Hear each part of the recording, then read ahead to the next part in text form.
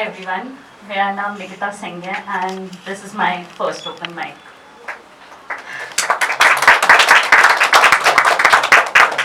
दो हफ्ते पहले अगर आप किसी को मुझे बोलता कि Nikita you're going to be performing on an open mic, I would have laughed at you. क्या मजाक है, मैं my stage with my stage fright, not gonna happen.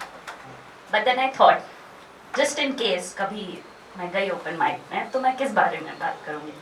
Would I say a poetry? Would I talk about love? Would I talk about finding myself or what?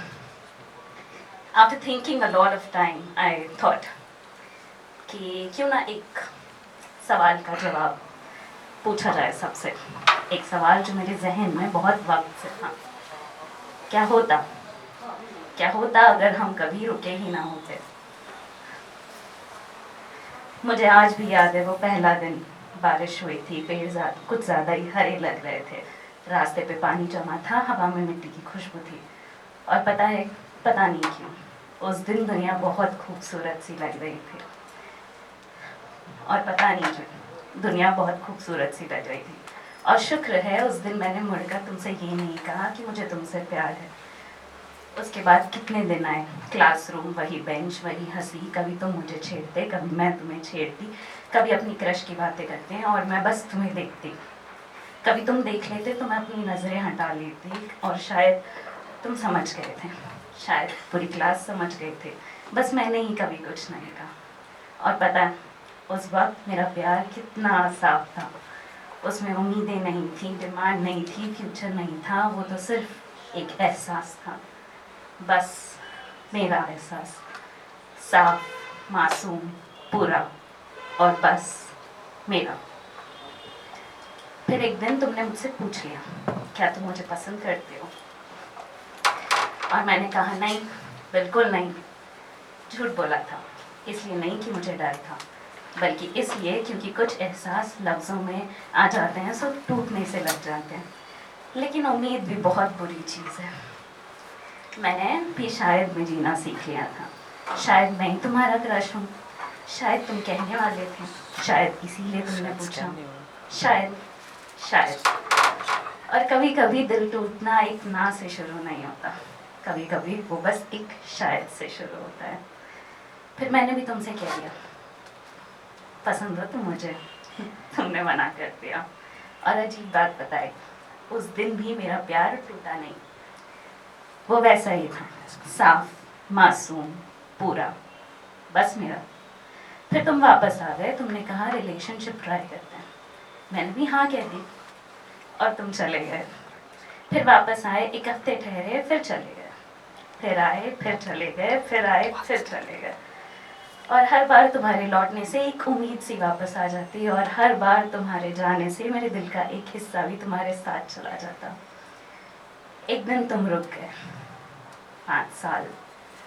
लोग कहते हैं मोहब्बत को पा लेना ही तो मंजिल होती है, पर कोई ये नहीं बताता कि उससे पाने के बाद ही असली जंग शुरू होती है.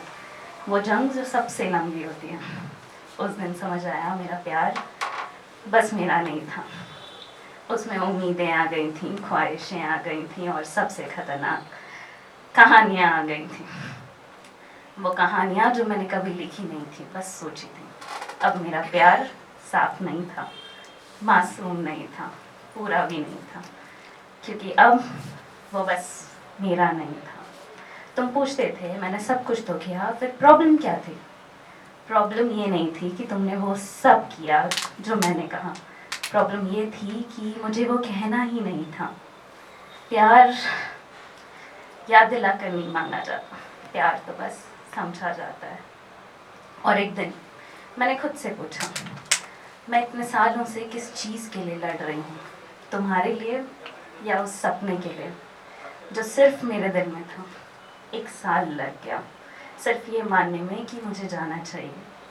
क्योंकि कभी कभी रिश्ता छोड़ना मुश्किल नहीं होता, उस इंसान का सपना छोड़ना मुश्किल होता है जो कभी वहाँ था ही नहीं.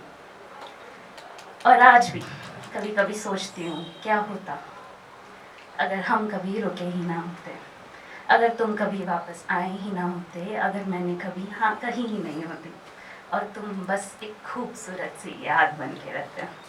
तो शायद मैं आज भी तुम्हें प्यार करती, लेकिन शायद मैं खुद से इतनी दूर ना जाती। शायद मुझे ये समझने में 5 साल नहीं लगते कि प्यार और इंतज़ार 2 अलग चीज़ें होती हैं। अगर मुझे 2 चीज़ों में से एक चीज़ सुनना होता, 5 साल और तुम या 5 साल पहले वाली मैं, तो शायद मैं खुद को चुनते। और फिर कभी कभी मैं खुद से एक सवाल पूछती हूँ, क्या आज भी मेरा प्यार वही होता, साफ, मासूम, पूरा, बस मेरा।